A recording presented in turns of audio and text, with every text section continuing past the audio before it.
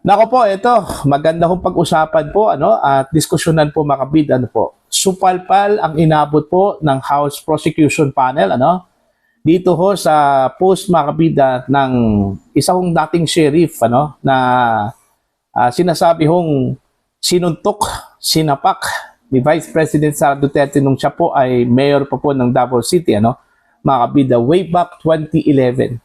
Nagsalita na po ito hong si Abby Andres, mga kabida, na gusto hong ipatawag po ng prosecution sa impeachment trial po ni Vice President Sara Duterte. Sinabi po niya, ayaw ho niyang makilahok dyan po sa politika na yan, mga kabida. Alright, dahil tahimik na po yung kanyang buhay at nasa Korte Suprema na po yung kanyang trabaho po ngayon, mga kabida, po. Alright, eto, babasahin ko muna, Ito hong post po ng Mindanao Times, mga kabida, po. Update. Sheriff in Duterte's impeachment witness list asks public to keep him out of partisan politics. Ayon. Ito po.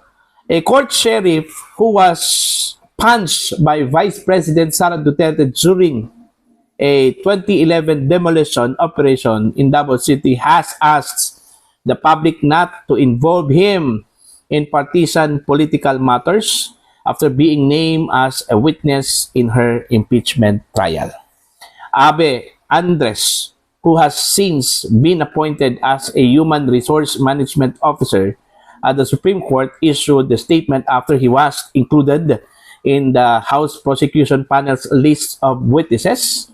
Prosecutors intend to use his testimony to support their claim that Duterte has the tendency to inflict violence. In a public announcement, Andres said he has consistently refused to comment on the 2011 incident, which occurred while he was serving as Sheriff 4 of the Regional Trial Court. He added that media reports on the incident are self-explanatory and reiterated that he would not issue further comments because of the impartiality required by his current position. Andres was reportedly punched while enforcing a court-ordered demolition of shanties in Barangay Suliman Agdao District, Davao City. Ayan. So yan po, mga kabida. Malinaw po sa kanyang sinabi, na ayaw ko niyang magkomento. Okay? Most probably, kahit na dyan po sa impeachment court, mga kabida. Kasi yung kanyang trabaho ay ni-require po yung impartiality, mga kabida, po. Kasi nasa judiciary po siya, mga kabida. Diba? So siguro, ayaw ko niyang makialam, tapos tahimik na po yung kanyang buhay. At saka pangalawa, tila settled na ata yung incidente na yun, mga kabida, po. Okay? That was 2011 pa po yun, Tapos gusto kong balikan po ng prosecution, for what? Para magulo yung buhay po ni Abby Andres, wala naman pong kasalanan yung tao na yun, Okay? Di ba? Bakit kailangan nung i-drag yung kanyang pangalan ho dito? Napakatagal na yun, mga kabida. Naka-move on na yun si Andres. Alright? At most probably, naka-move on na po yung lahat, Pati yung mga biktima po ng demolition po, mga kabida, po. Oh. Bakit kailangan pa pong buhayin yun? Kasi wala na bang ibang ebidensya po at mga testigo na pwedeng ihaharap po mga kabida ng prosecution? Yan po sa impeachment trial po ni Vice President Sara Duterte. Ganun po ba yun? Alright? Supalpal po ang inabot po nila, mga kabida. Okay? Ewan ko kung mapipilit ba ng prosecution ito kung si Andres na tumistigo. I don't think so. Alright? Kasi karapatan naman yun ng testigo, mga kabida, na tumanggi. Tsaka pangalawa, hindi po siya parte po ng krimen. Wala po siyang krimen na ginawa, mga kabida. Hindi po siya suspect. Okay? Hindi po siya akusado. Alright? Parang resource person lang po yung dating po, mga kabida. Yung mga resource person ay hindi po dapat pilitin. Okay? Hindi po dapat pilitin yon. Kung ginawa man po ng mga kongresista, mga kabida, yung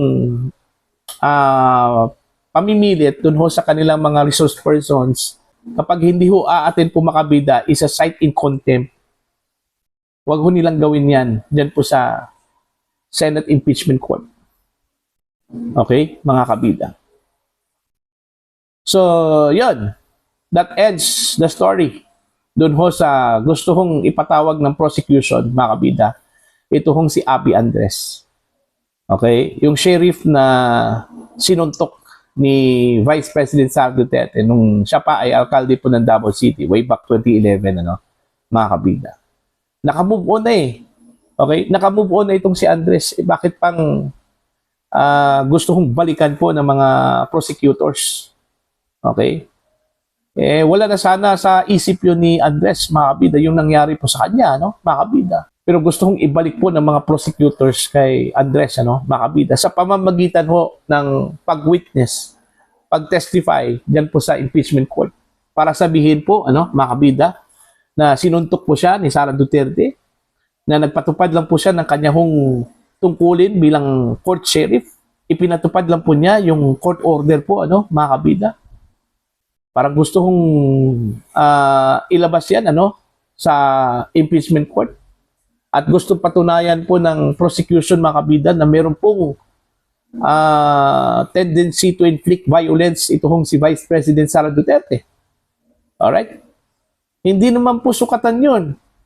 Yung ginawa po ni Duterte na meron po siyang tendency to inflict violence, ano, mga kabida.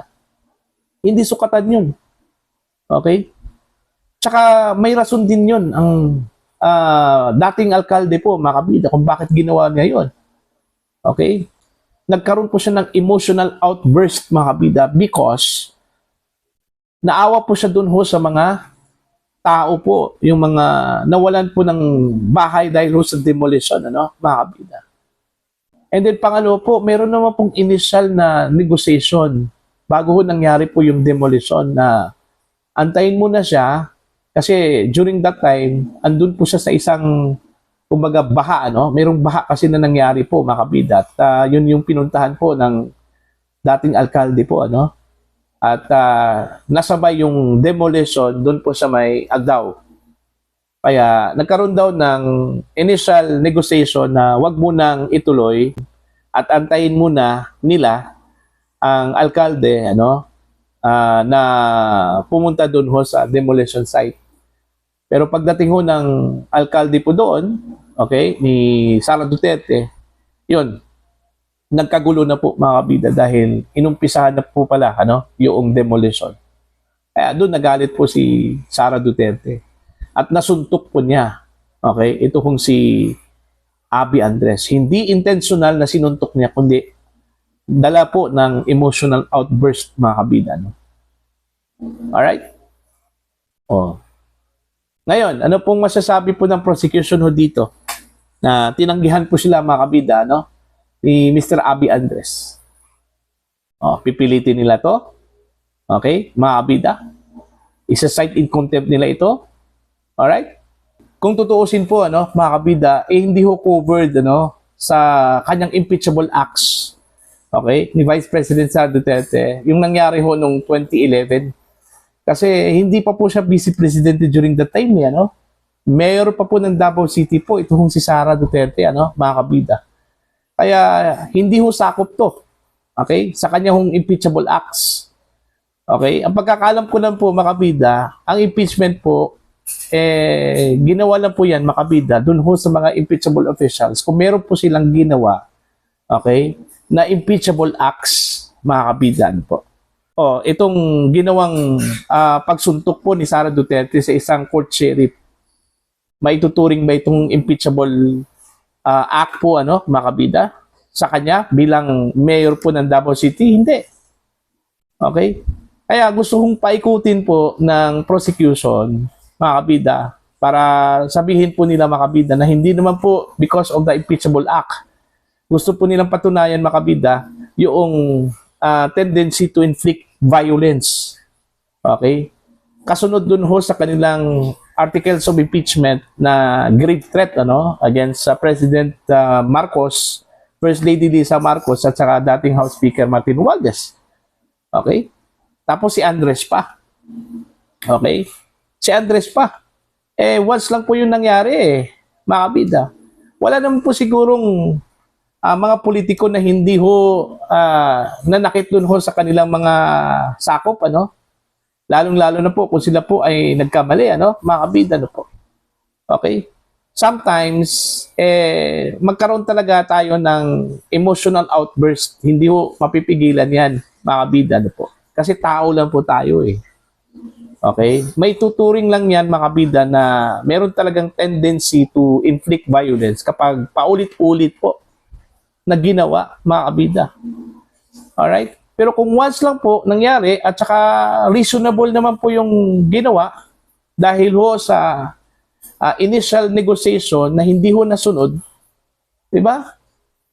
At saka pangalawa, dahil ho sa pagmamahal po, mga kabida, at awa po ng alkalde during that time sa mga naapektuhan po sa demolition. Kaya ang gusto ho natin ni Sara Duterte na siya mismo yung mag-negotiate doon ho sa mga biktima ng demolition. Na wag na po nilang pilitin na umalsa. Kasi meron na pong court order. Yun sana yung gusto hong gawin po ni Sara Duterte. Kaya para magkaroon po ng peaceful na demolition na wala hong gulo, mga kabida na po. Pero nangyari na yun Tapos na yun, mga kabida na po. Diba? So, buti na lang po, napag-isip-isip po ni Andres, mga kabida, na hindi ho siya pupunta doon ho sa impeachment court at hindi ho siya makibahagi po doon. Tama lang po yung kanyang ginawa. Kasi, gaya ng sinabi ko po, matagal na po yung insidente na yon, mga kabida. Naka-move on na po ang lahat. Most probably, ito hong si Abby Andres, naka-move on na rin. Alright? Tapos, pipilitin pang balikan muli, yung mga nangyari way back 2011. Diba? Mga kabida. So, hindi po siya worth para ho kay Andres na balikan po niya yon. Yung masalimuot po, na nangyari ho sa kanyang buhay, mga kabida, noong 2011 po. Alright? Although, nasaktan siya, siguro, most probably, kasi yun nga ipinatupad lang po niya yung kanyang mandato bilang court sheriff, Tapos, yun yung nangyari po sa kanya, mga kabida po. Okay? So, again, supalpal po ang inabot po ng prosecution dito sa naging pahayag po ni Andres po, mga kabida. At wag ho nilang pipilitin to. Okay? Wag ho nilang dalhin kung ano man po yung ginawa po ng House during sa mga pagdinig po nila, mga kabida. Kapag hindi po sumipot yung mga resource persons po nila, yung kanilang mga ipinatawag po ay isa-cite in contempt po nila yon, mga kabida. Impeachment court ito, hindi po ito House of Representatives. Alright? So, for your comment and for your opinion, mga kabida, patungkol ho dito, please comment down. Sa mga hindi pa po subscribe po sa aking channel, please subscribe. Just click the subscribe button, click the notification bell, click all para updated po kayo, mga kabida, sa aking mga uploads. Maraming salamat po sa inyo lahat.